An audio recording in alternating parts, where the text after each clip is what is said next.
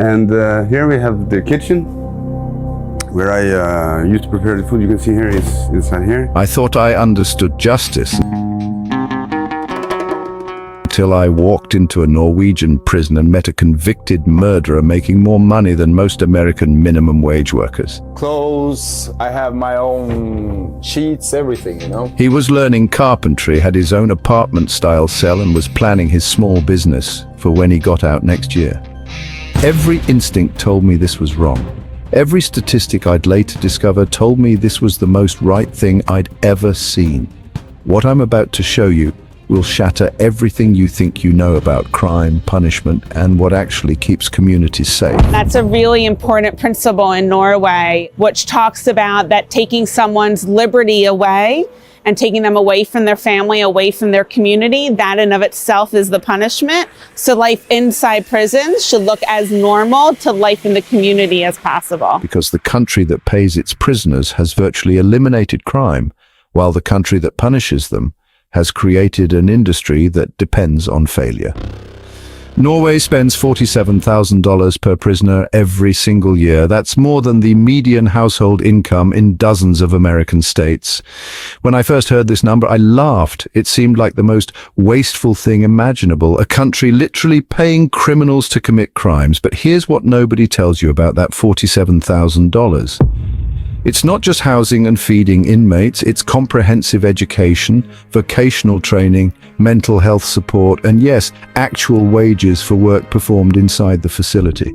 Norwegian prisoners earn between $8 and $12 per hour for jobs ranging from cooking to carpentry to office administration. They pay taxes on this income. They send money home to their families. They save for their release.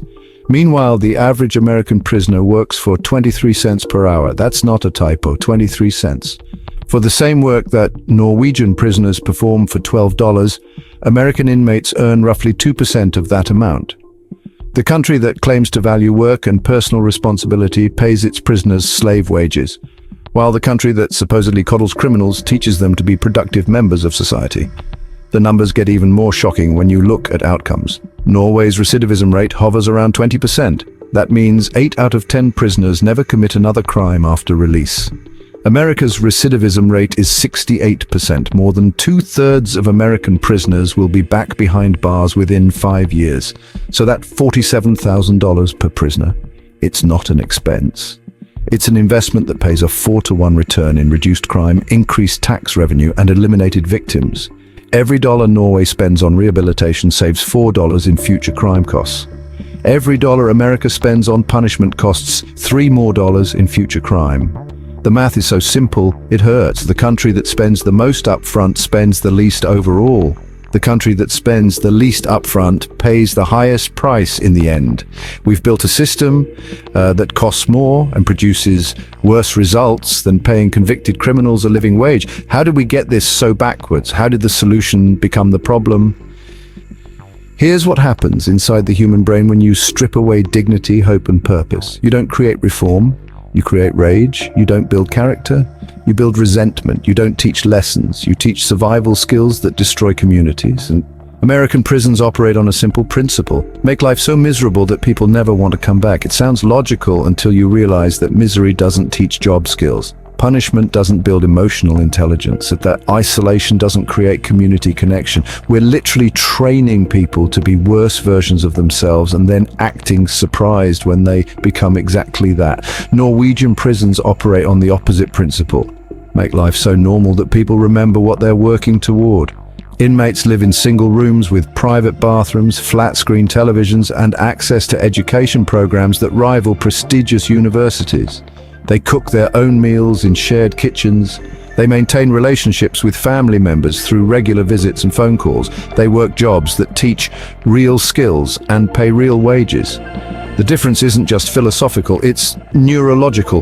When humans are subjected to extreme stress, isolation, and degradation, their brains literally rewire themselves for survival. The prefrontal cortex, responsible for planning and decision-making, shuts down. The amygdala, responsible for fear and aggression, takes over. Prisoners don't just serve time. They become biologically programmed for violence and impulsivity. Norwegian inmates retain their humanity because their environment preserves it. They make rational decisions because they live in rational conditions. They plan for the future because they have a future to plan for. They develop job skills because they work real jobs. They maintain family relationships because they're treated like family members who made mistakes, not animals who deserve cages. The psychological research is overwhelming. Humans need three things to thrive: autonomy, mastery, and purpose. American prisons systematically destroy all three. Norwegian prisons systematically rebuild all three. The results are predictable once you understand the science. But here's the part that really breaks your brain. American prison guards, the people who work in this system every day, suffer from PTSD at rates 5 times higher than Norwegian guards.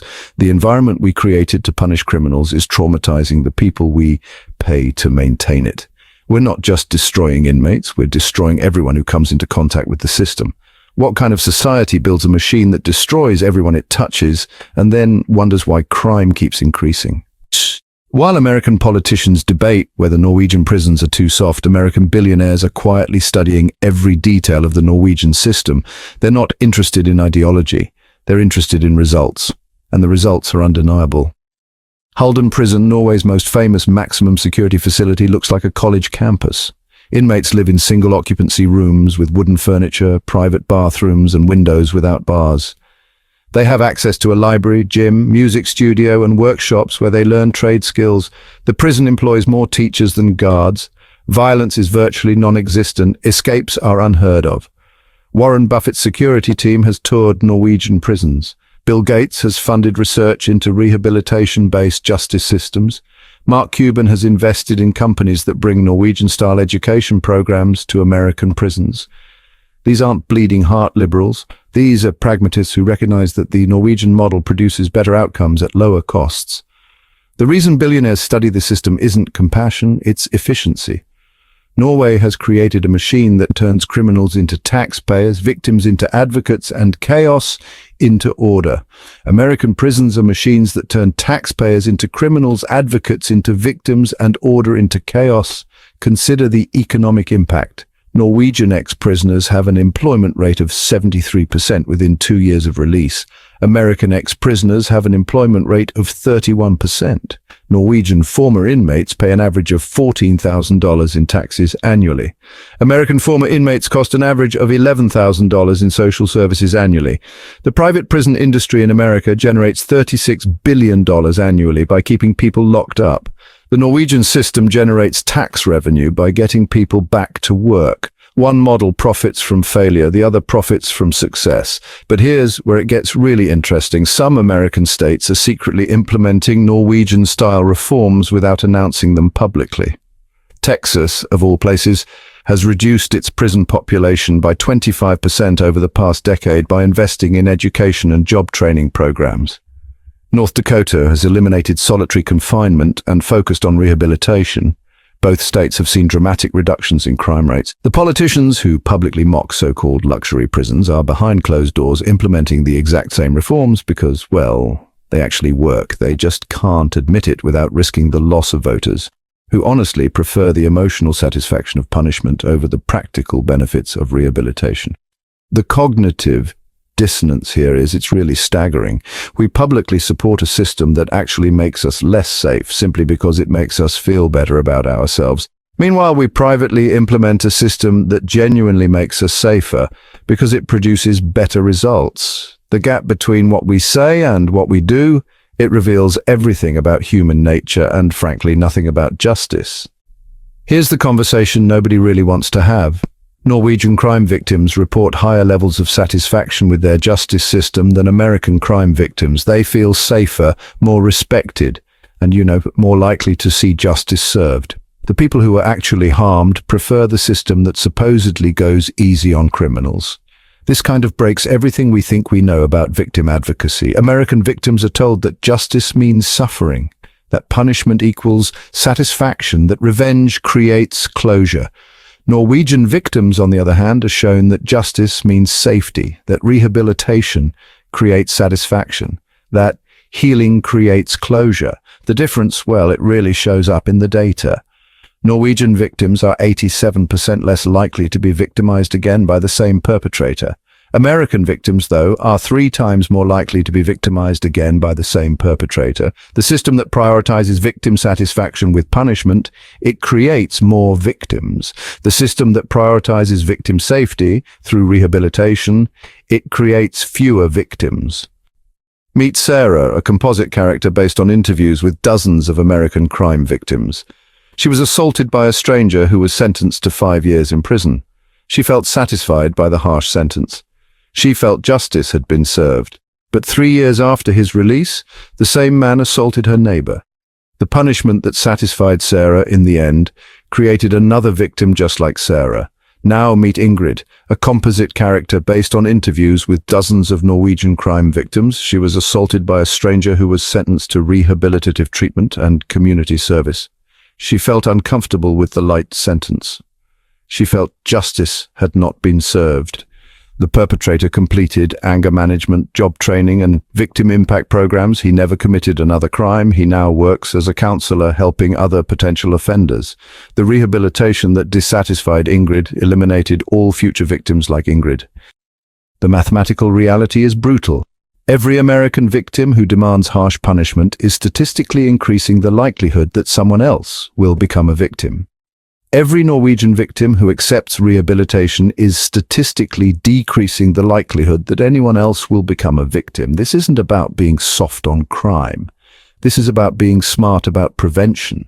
American victims get the emotional satisfaction of knowing their attacker is suffering. Norwegian victims get the practical satisfaction of knowing their attacker will never hurt anyone again. The question isn't what victims want in the moment of trauma.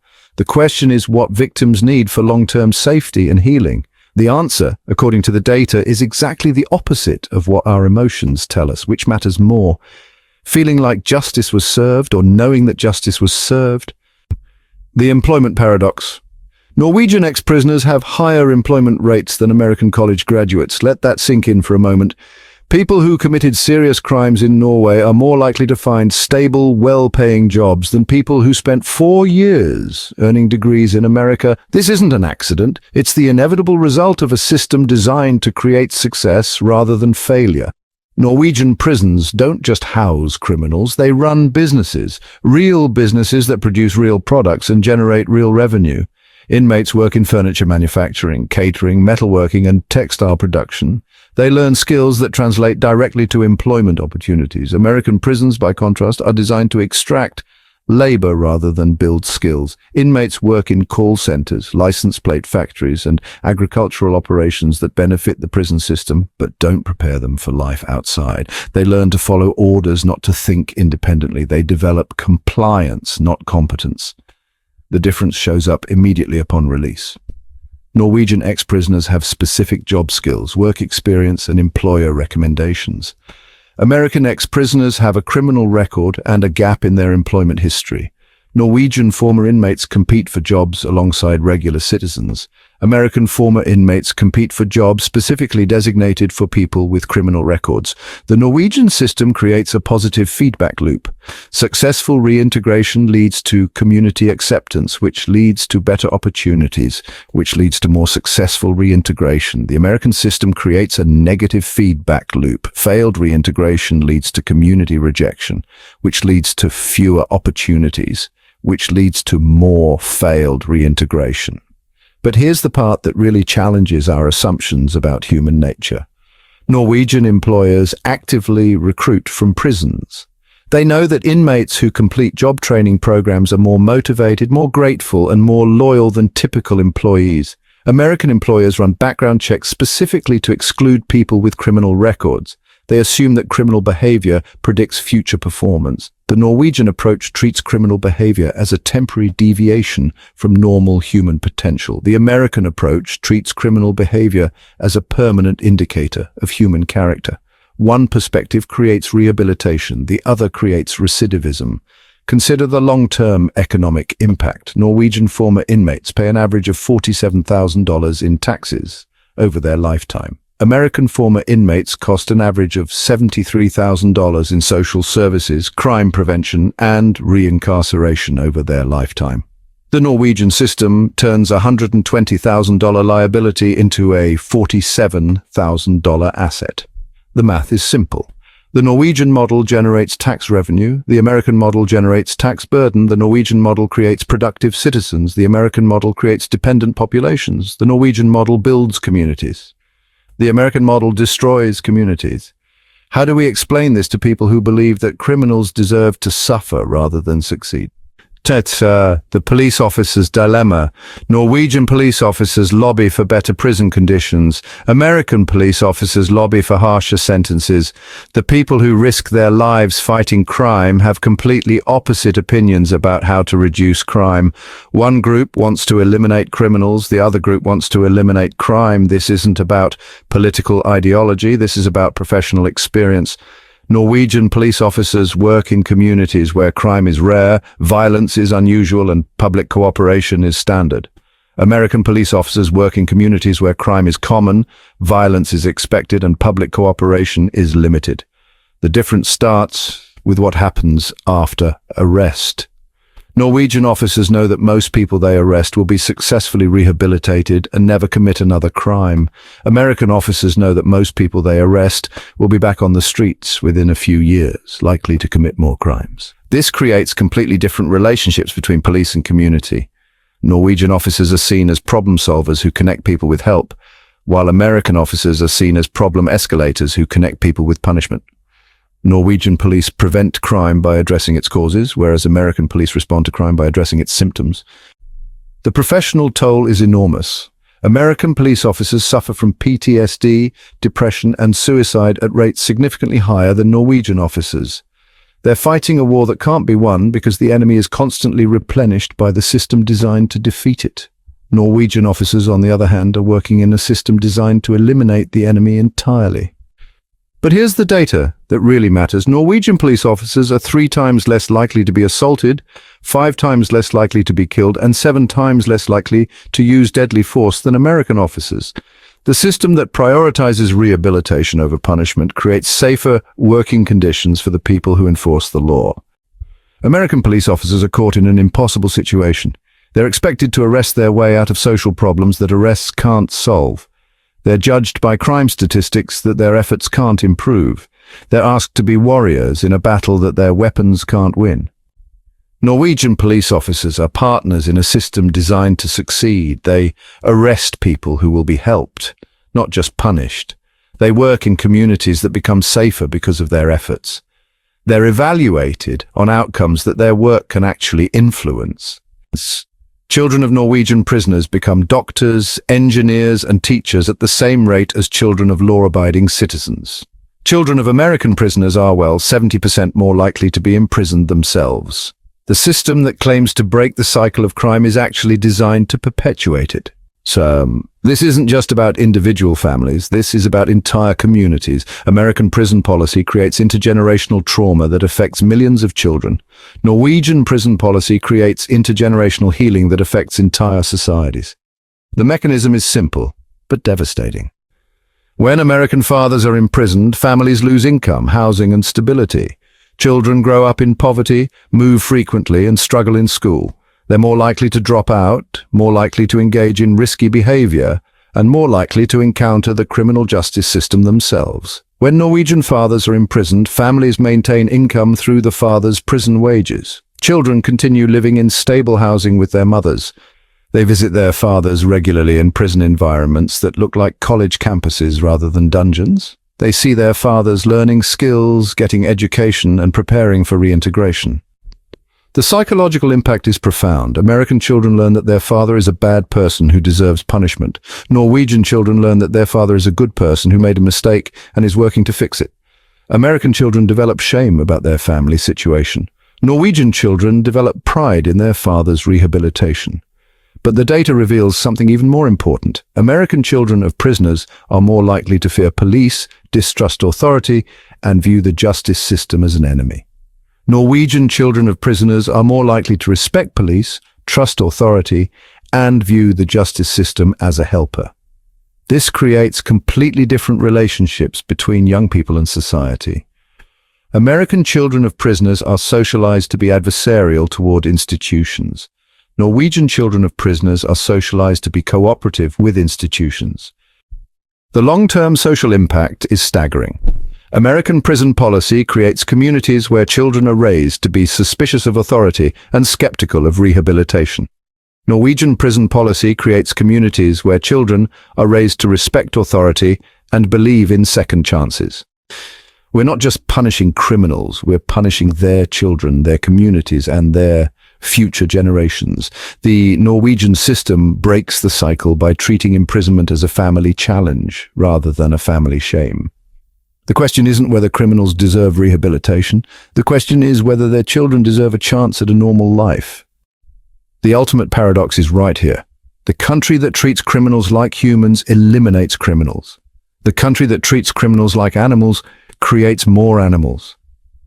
Everything we've been taught about human nature, justice, and community safety is, well, backwards, and the proof is in the numbers that politicians don't want you to see. Norway has virtually eliminated crime by making criminals successful. America has industrialized crime by making criminals desperate. Norway has created a system that nobody wants to return to because life outside is better than life inside. America has created a system that people do return to because life inside is more predictable than life outside. The Norwegian model treats crime as a public health problem that can be solved through treatment. The American model treats crime as a moral failing that must be punished through suffering. One approach eliminates the problem. The other approach manages the problem. But here's the revelation that changes everything. The Norwegian system isn't just about crime, it's about what kind of society we want to live in. So, do we want a society based on punishment and fear, or rehabilitation and hope? And do we want to be remembered as the generation that chose revenge over results, or as the generation that chose effectiveness over emotion? The evidence is honestly overwhelming. The Norwegian approach works better for victims, communities, police officers, prison guards, families, and yes, even the criminals themselves. The only people who really benefit from the American approach are the politicians who get elected by promising to be tough on crime, and the corporations that profit from managing criminals rather than eliminating crime. We have a choice. We can continue supporting a system that makes us feel better about ourselves while making our communities less safe, or we can support a system that challenges our assumptions about justice while making our communities more safe. The question isn't whether we're tough enough on crime. The question is whether we're smart enough about crime. The answer is waiting for us in a small Scandinavian country that decided to pay its prisoners instead of punishing them and, well, accidentally created the safest society in human history. What would happen if we tried the same thing here? The Norwegian model isn't just about prisons, it's about believing that humans can change, that communities can heal, and that the future can be different from the past. It's about choosing hope over fear, results over revenge, and effectiveness over emotion. Your curiosity about these ideas matters. Sharing this information matters. Questioning what we've always done matters. Because the only way to create change is to first change minds, and the only way to change minds is to share information that people have never heard before. Remember, wherever life takes you, home isn't just a place, it's a perspective. Thank you for being part of this journey with us. Your curiosity makes these stories possible. So keep exploring, keep dreaming, and, well, we'll see you in the next adventure, right here on Beyond Borders.